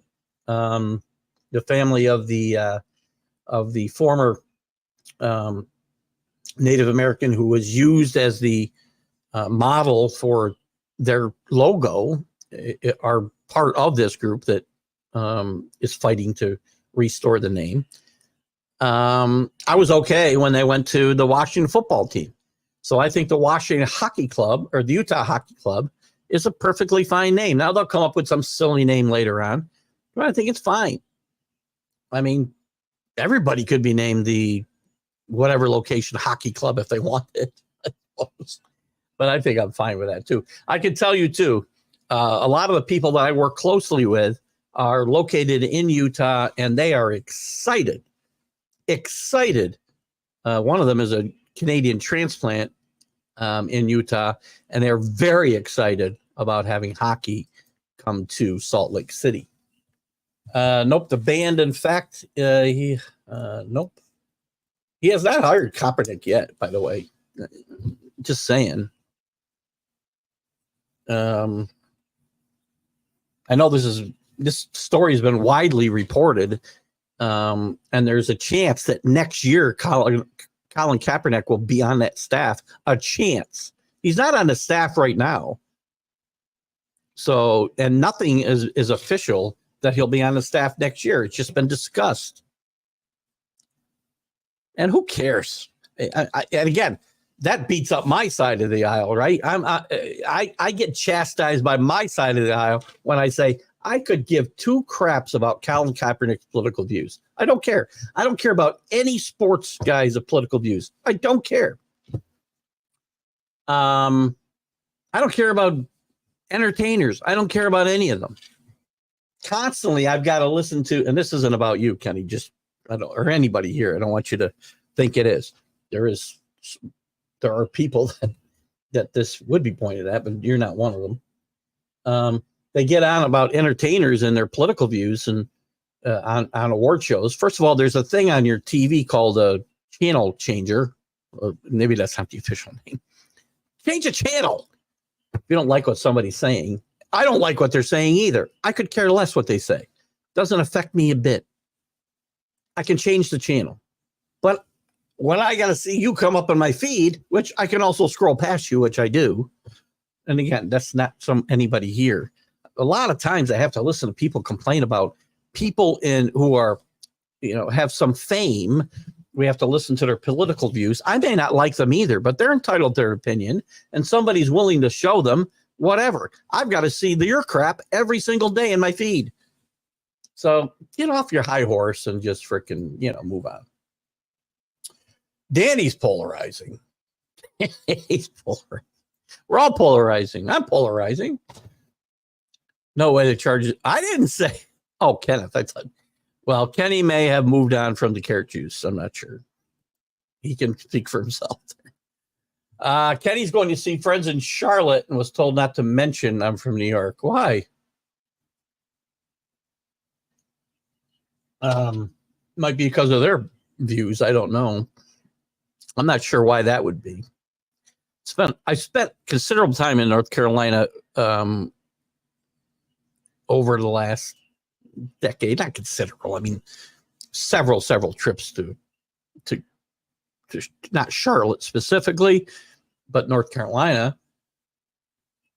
And I've never had an issue there, but I'm not sure what that's about. I'm curious why they say to do that. We got about 5 minutes left, guys. 8 minutes left, or 5 or 6 minutes left. Paul Spot, I'll let them know your college team and fantasy tid. I'm going to guess it's not good. 8-67 and 5, the first season of the Washington Capitals in 1974. 8 wins. That's almost as bad as the 76ers of the same era, maybe 72. I think they won less than 10 games. They may have won only like 5 games. I don't remember exactly. I won with a 4th chip and reigning champ in college football. Not completely a fan of Harbaugh's run it down their throats philosophy when you have a quarterback such as Herbert, but he doesn't have any weapons. That's the problem for Herbert to throw the ball to.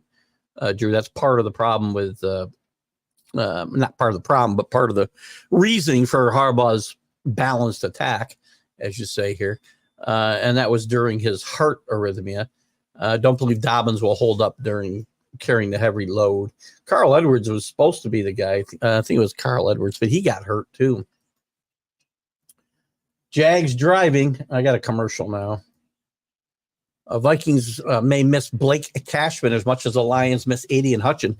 Aiden Hutchinson, by the way, and it's a long ways to the Super Bowl and the Lions being there, but the conversation is his injury may heal enough by the Super Bowl that if they made it, he could play. Now, I'm not after playing for months and with a serious injury, I'm not sure how that can ever happen, but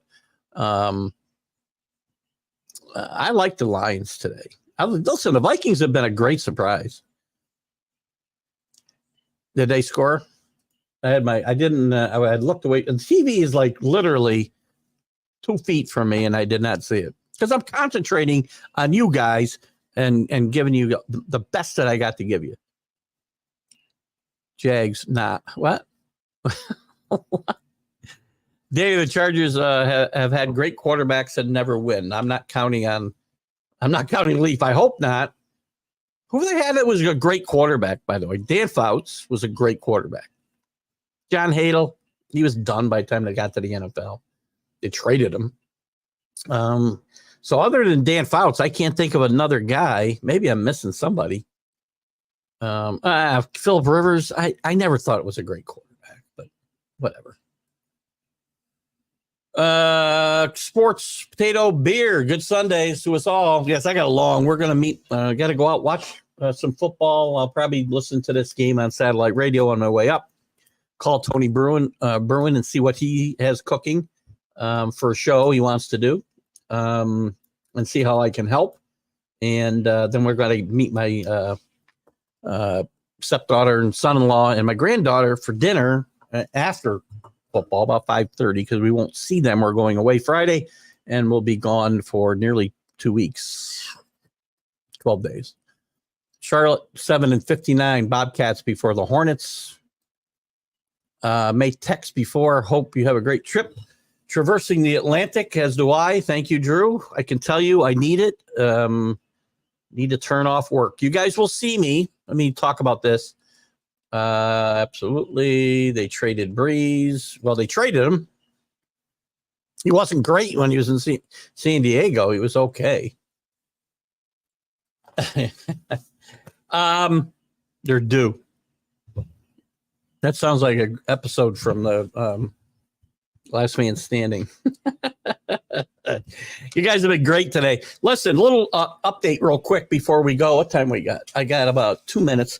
Vacation. So I'll be on live Wednesday night with the College Football Huddle from the studio. Friday, there'll be 101. We'll do an encore presentation at 9 o'clock.